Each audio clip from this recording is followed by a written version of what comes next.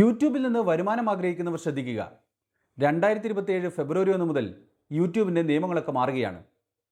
വീഡിയോകളുടെ watch അവർ അടക്കം വർദ്ധിപ്പിച്ചുകൊണ്ടുള്ള നിർണായക മാറ്റമാണ് യൂട്യൂബ് വരുത്താൻ പോകുന്നത്. എന്തൊക്കെ മാറ്റങ്ങളാണ് യൂട്യൂബ് വരുത്താൻ പോകുന്നത് എന്ന് നമുക്ക് പരിശോധിക്കാം. യൂട്യൂബ് പാർട്ട്ണർ പ്രോഗ്രാമിൽ പ്രധാനപ്പെട്ട 3 മാറ്റങ്ങളാണ് നിലവിൽ പ്രഖ്യാപിച്ചിരിക്കുന്നത്. 1. പ്രീമിയം ലൈറ്റിൻ്റെ വിപുലീകരണം. 2. യൂട്യൂബ് ഷോർട്സിൽ നിന്നുള്ള വരുമാനത്തിലും വരുമാന സാധ്യതയിലും വരുത്തുന്ന മാറ്റങ്ങൾ. 3. YPP പരസ്യത്തിലെ യോഗ്യതാ മാനദണ്ഡങ്ങളിൽ വരുത്തുന്ന മാറ്റങ്ങൾ. ഇവ ഓരോന്നും എങ്ങനെയാണ് യൂട്യൂബ് പ്രഖ്യാപിച്ചിരിക്കുന്നത് എന്നുകൂടി നമുക്ക് കാണാം. യൂട്യൂബ് പ്രീമിയമുള്ള എല്ലാ രാജ്യങ്ങളിലേക്കും പ്രീമിയം ലൈറ്റ് വ്യാപിപ്പിക്കുന്നു എന്നതാണ് ഇതിൽ ഒന്നാമത്തേത്. ഇതോടെ പരസ്യങ്ങളിൽ നിന്നുള്ളതിനേക്കാൾ വരുമാനം പ്രീമിയം ലൈറ്റ് സബ്സ്ക്രൈബറിൽ നിന്ന് ലഭിക്കും എന്നാണ് യൂട്യൂബ് പറയുന്നത്. പ്രീമിയം ലൈറ്റിൽ നെറ്റ് സബ്സ്ക്രിപ്ഷൻ്റെ 60% ക്രിയേറ്റേഴ്സിനായി മാറ്റിവെക്കും. രണ്ടാമത്തേത് യൂട്യൂബ് ഷോർട്സിൽ നിന്നുള്ള വരുമാനമാണ്. 90 ദിവസത്തിനുള്ളിൽ 10 മില്യൺ, അതായത് 10 ദശലക്ഷം വ്യൂസ് ഉള്ളവർക്കാണ് ഇനി മുതൽ ഷോർട്സിൽ നിന്നുള്ള വരുമാനം ലഭിക്കുക.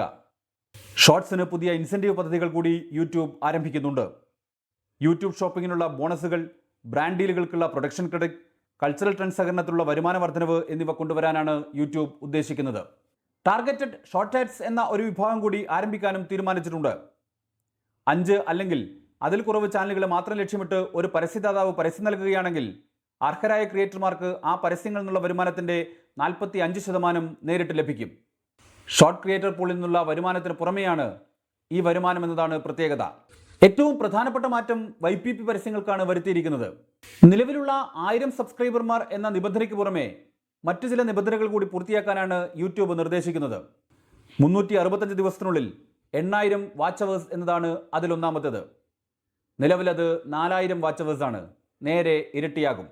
അല്ലെങ്കിൽ 90 ഡേയ്സിനുള്ളിൽ 20 ദശലക്ഷം യോഗ്യരായ ഷോർട്ട് വ്യൂസ് എന്നതാണ് മറ്റൊന്ന്. നേരത്തെയുള്ളതിൻ്റെ ഇരട്ടി തന്നെ ഇതും. ഇതിനകം YPPയിലുള്ളവർക്ക് ഈ മാറ്റം ബാധകമല്ല എന്നാണ് യൂട്യൂബ് വ്യക്തമാക്കിയിരിക്കുന്നത്. ഫാൻ ഫണ്ടിംഗ്, യൂട്യൂബ് ക്രിയേറ്റീവ് പാർട്ട്ണർഷിപ്പുകൾ, യൂട്യൂബ് ഷോപ്പിംഗ് എന്നിവയ്ക്കുള്ള യോഗ്യതാ മാനദണ്ഡങ്ങളിൽ മാറ്റം വരുത്തിയിട്ടില്ല. YPPയിൽ ചാനലുകളെ ആക്റ്റീവ് എന്ന ഗണത്തിൽ കൂടി ഉൾപ്പെടുത്താൻ തീരുമാനിച്ചിട്ടുണ്ട്.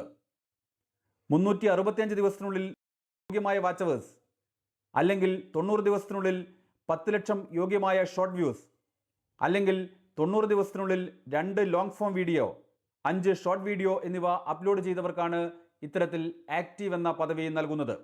ആക്ടിവിറ്റി സ്റ്റാറ്റസിൽ നിന്ന് പുറത്തു പോകുന്നവർക്ക് അത് വീണ്ടെടുക്കാൻ 90 ദിവസത്തെ സാവകാശം കൂടി യൂട്യൂബ് നൽകും. ഫാൻ ഫണ്ടിംഗ് നിബന്ധനയിലും ചില മാറ്റങ്ങൾ യൂട്യൂബ് നിർദ്ദേശിക്കുന്നുണ്ട്. നിലവിൽ കോമേഴ്സ് പ്രൊഡക്റ്റ് അഡൻഡം ഉപയോഗിക്കുന്ന ക്രിയേറ്റർമാർ കൊമേഴ്സ് പ്രൊഡക്റ്റ് മൊഡ്യൂളിലേക്ക് നിർബന്ധമായും മാറണം എന്നാണ് യൂട്യൂബ് പറയുന്നത്.